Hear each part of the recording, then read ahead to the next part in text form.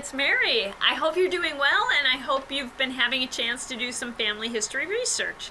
We are going to continue today to talk about the different genealogy websites, and today's website is one you probably already know, Ancestry.com. And Ancestry.com is among the most popular of genealogy websites with good reason. They have over 14 million users, and you're able to draw upon other members' research. You can also use the Member Connect feature to contact other members. You can ask them questions about their research. You can collaborate with them on researching parts of your family history. It's estimated that Ancestry.com has over 20 billion records. Some of the records you'll find will be both indexed records, and if you remember from last time, an indexed record is a summary of each record in a set of records, and they have digital images of records. And some of the digital images you will see are things like passenger lists, census records, naturalization paperwork, birth, marriage, and death records from both church and civil created organizations. They even have college and high school yearbooks. So to use Ancestry.com, you'll register for a free account or a paid membership. If you opt for the free account, you get to build a family tree, you get to search their record database, and you also get to view and attach free records to your tree. As with the other websites we've talked about, just think about if you really want to share your information. And if you're under 18, talk with your parents and get their take on the situation. You can do a 2-week free trial period, so you get access to extended records for the 2 weeks. If at the end of the 2 weeks you decide to go with a free membership, then you will not have access to the extended records anymore, but you will still have your tree. So if you do the 2-week trial, make sure you either print or download all the records that you see, because if you go back to the free membership, you might not have access to those records anymore.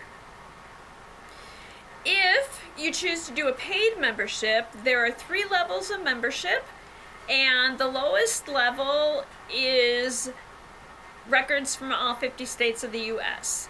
The second level is all the records from the U.S. that you get in the first level, plus records from 80 different countries.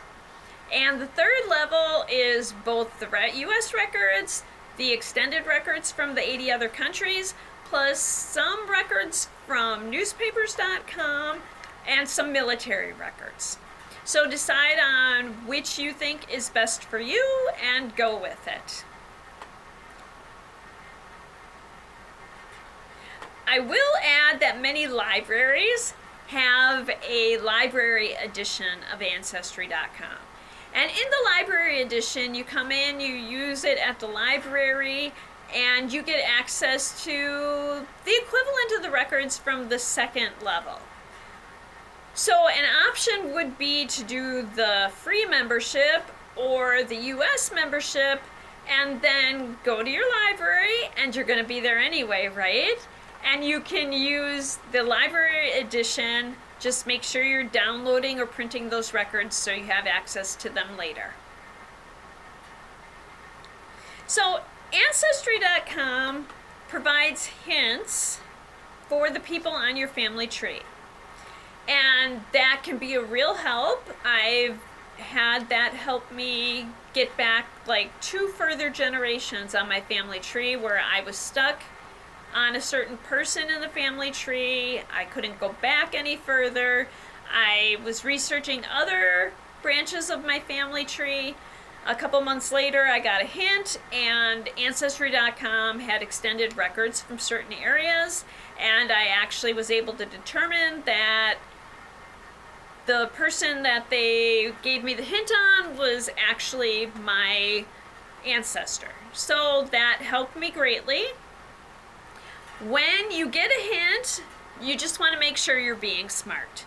So take the information you already know about your family member and compare it to the information they're giving you. For instance, I have a great-grandmother that was born in 1851. I know the name of her parents, I know the names of her grandparents, but I don't know the dates they were born. So I got a hint for her great-grandfather. And that hint was based on a birth record of her grandfather.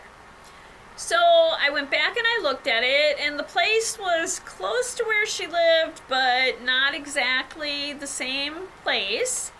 But I clicked on the information for the record. Well, the person in the record was born in 1826.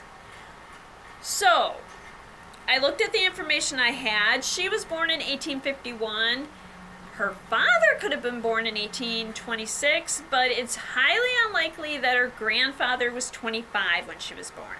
So I did not accept that hint. I do know people who have accepted hints like that without looking at the information further, and so then your family tree is kind of built on incorrect information.